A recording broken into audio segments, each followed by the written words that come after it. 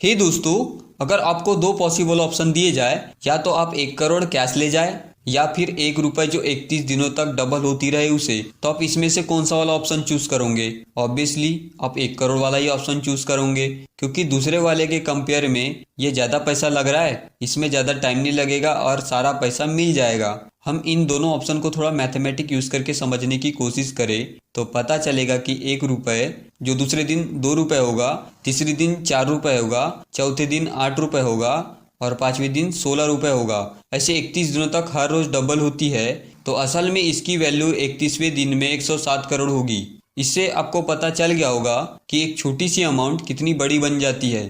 Compounding ऐसे ही काम करता है। तो आज हम इस वीडियो में बात करने वाले हैं पावर ऑफ कंपाउंडिंग की, जिसे दुनिया का 8वां अजूबा भी कहा जाता है। इसका इस्तेमाल करके दुनिया के अमीर लोग और अमीर बनते हैं। वॉरेन बफे को दुनिया के ग्रेटेस्ट इन्वेस्टर मानते हैं, जो अमीर बने हैं कंपाउंडिंग की वजह से। उन्होंने एनुअली 22% से अपने पैसे को कंपाउंड किए हैं। वही जिम साइमंस ने एनुअली 66% से अपने पैसे को कंपाउंड किए हैं। फिर भी जिम साइमंस की वेल्थ वॉरेन बफे से 75% से कम है, क्योंकि वॉरेन बफे ने बचपन से ही इन्वेस्टिंग करना शुरू किए थे। वही जिम साइमंस ने 50 साल की उम्र से इन्वेस्ट करना शुरू किए थे। इस वीडियो में 3 पॉइंट है जो आज हम बात करेंगे।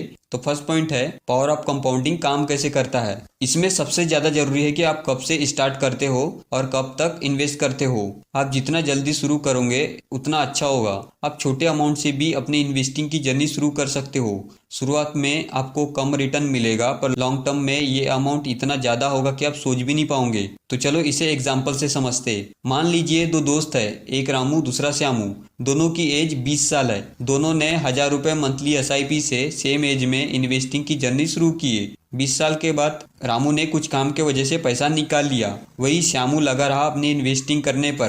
रामू ने 20 साल में 1000 रुपए मंथली SIP से टोटल 2,40,000 रुपए इन्वेस्ट किए, जिसमें उसे 15% रिटर्न के हिसाब से टोटल 15 लाख रुपए मिले। वही श्यामू ने 40 साल के बाद बिजनेस करने के लिए अमाउंट विड्रॉल किए, तो 40 साल में 1000 रुपए मंथली SIP से टोटल 4,80,000 रुपए इन्वेस्ट किए, जिसमें उसे 15% रिटर्न के हिसाब से टोटल 3,14,00,000 रुपए मिले। यह है पावर ऑफ कंपाउंडिंग, जो आपको समय मांगता है। जो अमीर बनते हैं वो जानते हैं इस पावर को। तो चलो एक और एग्जांपल लेते हैं। दो दोस्त रहते हैं, पहला राहुल दूसरा राजू। दोनों के पास 10-10 लाख रुपए रहता है। दोनों अपने पैसे को इन्वेस्ट करने का सोचते हैं। राहुल 5 लाख रुपए को FD में डालता है और बाकी 5 लाख को गोल्ड में इन्वेस्ट करता है। वही राजू भी 5 लाख को गोल्ड में इन्वेस्ट करता है और बाकी के 5 लाख को थोड़ा रिस्क लेके इक्विटी के इंडेक्स फंड में डालता है।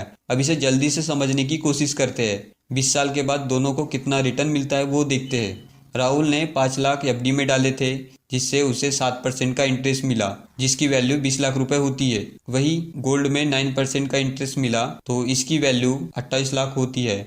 दोनों अमाउंट को मिला के देखें तो राहुल के पास 20 साल में लगभग 48 लाख रुपए होते हैं। अब आते हैं राजू के इन्वेस्टमेंट पे। राजू ने 5 लाख गोल्ड में इन्वेस्ट किए थे, तो उसे भी 9% का इंटरेस्ट मिला, जिसकी वैल्यू 28 लाख होती है। और राजू ने 5 लाख इंडेक्स फंड में लगाया था, जिसमें 15% रिटर्न के हिसाब से 82 लाख रुपए मिले। अब इन दोनों अमाउंट को मिला के देखें तो राजू के पास टोटल 1,10,00,000 रुपए होते हैं, जो कि राहुल से डबल है। यह इसलिए हुआ क्योंकि राजू ने थोड़ा रिस्क लिया और इंडेक्स फंड में लगाया था। ये सिर्फ एग्जाम्पल है कि कंपाउंडिंग काम कैसे करता है। इसमें आपने लंबे समय तक इन्वेस्टिंग किए, उस इन्वेस्टमेंट पर इंटरेस्ट मिलता है। अगर उसे ना निकाले तो उस इंटरेस्ट पे फिर से इंटरेस्ट मिलता है। ऐसे लगातार कंपाउंडिंग काम करता है। सेकंड पॉइंट, इन्वेस्टिंग कैसे शुरू करें। आप 1000 रुपए मंथली SIP से भी अपनी इन्वेस्टिंग की जर्नी शुरू कर सकते हो। बस आपको एक डीमेट अकाउंट की जरूरत होगी और आप अपना पैसा इन्वेस्ट कर सकते हो। आप इंडेक्स फंड में अपना पैसा डाल सकते हो, जहाँ चार्जेस भी बहुत कम होता है और टॉप कंपनी में आपका पैसा लगता है। SIP से यह फायदा होता है कि धीरे धीरे आप मंथली इन्वेस्ट करते हो और आपको एक साथ में पैसा नहीं लगाना होता। इसमें आपको सिर्फ इन्वेस्ट करना है और संभालने वाला कोई और रहता है। आप खुद से भी अच्छा स्टॉक चुन सकते हो जो फंडामेंटली स्ट्रांग हो और उसे लंबे समय तक होल्ड करके रख सकते हो, जिसमें आपको और ज़्यादा रिटर्न मिलेगा। पर स्टॉक में आपको खुद से स्टॉक चुनना होता है और यहाँ अगर आपने गलत स्टॉक चुन लिए तो आपको नुकसान होगा और सही स्टॉक चुन लिए तो प्रॉफिट। आपके पास दोनों ऑप्शन है, आपको अपने रिस्क के हिसाब से इन्वेस्ट करना होगा। थर्ड पॉइंट, इसे कंटिन्यू कैसे करें। आप अपने खर्चों को कम रखें ताकि आप ज़्यादा से ज़्यादा अमाउंट सेफ रख सको। आप एक बजट बना सकते हो, जो खर्चा आपको लगता है कि कम हो सकता है उसे कम करो और जितने भी लायबिलिटीज होंगे उसे जल्दी से जल्दी खत्म कर दो और इन्वेस्टिंग करना शुरू कर दो।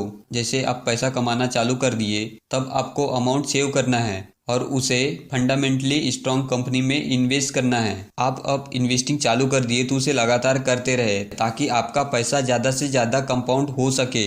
यदि आप अमीर बनना चाहते हो तो आपको लगातार इन्वेस्ट करना होगा और आपको वेट करना है। कई लोग ऐसे भी है कि उनको कम समय में ज़्यादा रिटर्न चाहिए होता है। वे लोग इस चक्कर में गलती कर देते हैं और ऐसे जगह इन्वेस्ट करते हैं जहां उन्हें लॉस हो जाता है।